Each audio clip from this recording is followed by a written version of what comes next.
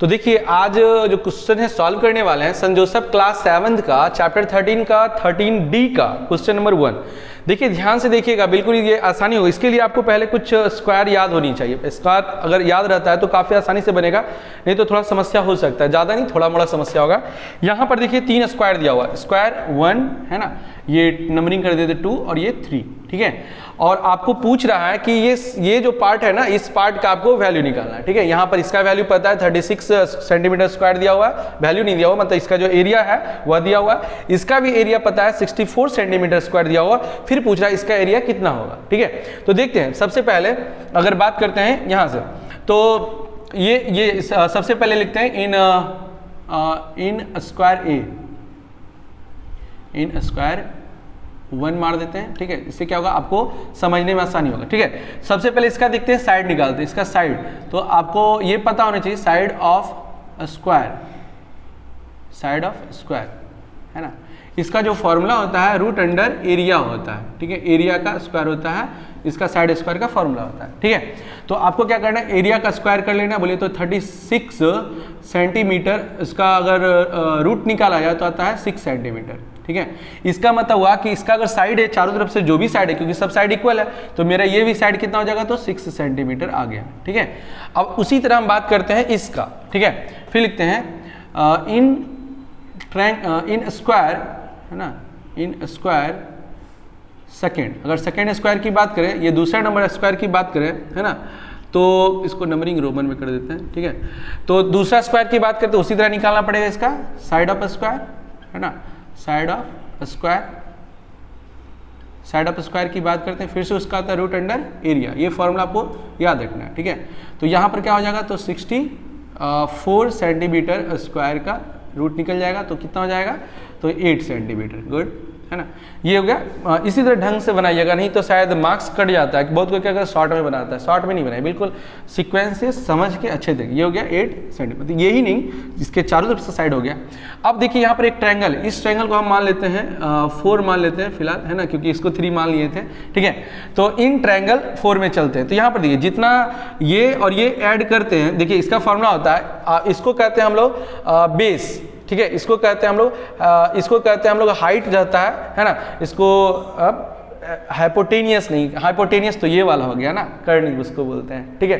तो यहाँ पर इसको कहते हैं परपेंडिकुलर, बोलो है ना, परपेंडिकुलर है ना। तो यहाँ पर आते हैं, तो ये हाइपोटेनियस होगा, कर्ण को निकालना है, ठीक है। इसका मतलब है, चलते हैं इन ट्रायंगल, इसका नाम 4 करते हैं, इन ट्रायंगल 4 है ना। फिलहाल समझिए ट्रायंगल 4, ये नाम नहीं दिया हुआ तो इंडिकेट करने के लिए लिख देते हैं, ठीक है। तो देखते हैं इसका बेस कितना दिया हुआ है। तो बेस कितना दिया हुआ है, तो इस ट्रायंगल का बेस दिया हुआ है 8 सेंटीमीटर, है ना। और हाइट की बात करते हैं, है ना, तो हाइट कितना दिया हुआ है, 6 सेंटीमीटर। और इसका जो ये कर्ण है हाइपोटेनियस, ठीक है। तो हाइपोटेनियस तो नहीं दिया हुआ है, ठीक है, हाइपोटेनियस, ठीक है। हाइपोटेनियस आपको निकालना है, ठीक है। तो हाइपोटेनियस का फॉर्मूला जो होता है रूट अंडर, है ना, रूट अंडर होता है P square plus B square. इसका मतलब हुआ कि आपको क्या करना है, परपेंडिकुलर का स्क्वायर, बोले तो ये 6 सेंटीमीटर का स्क्वायर कर देना है, ठीक है। 6 सेंटीमीटर स्क्वायर प्लस और 8 सेंटीमीटर का स्क्वायर, बेस का स्क्वायर कर देना है, ठीक है। तो 6 का होता है कितना, तो 36, ठीक है, 36 सेंटीमीटर स्क्वायर। और इसका देखा जाए तो 64 सेंटीमीटर स्क्वायर। दोनों को ऐड अगर करेंगे तो कितना हो जाएगा, 100 सेंटीमीटर स्क्वायर। अगर देखा जाए तो आ जाता है 10 सेंटीमीटर, 10 सेंटीमीटर आ गया। तो 10 सेंटीमीटर क्या आ गया, तो ये वाला आ गया। क्यों इसको निकाले हैं, ठीक है, ये भी समझिए। ये इसका अगर एरिया निकालना है तो इसके लिए हमको साइड जरूरत पड़ता, तो साइड ही तो नहीं दिया हुआ था। अब आसानी से निकाल सकते हैं इसकी साइड, ठीक है। तो चलते हैं इन स्क्वायर, वीडियो कट नहीं रहा है ना, इन स्क्वायर, थोड़ा सा अगर इधर पुल करने कर दो, है ना।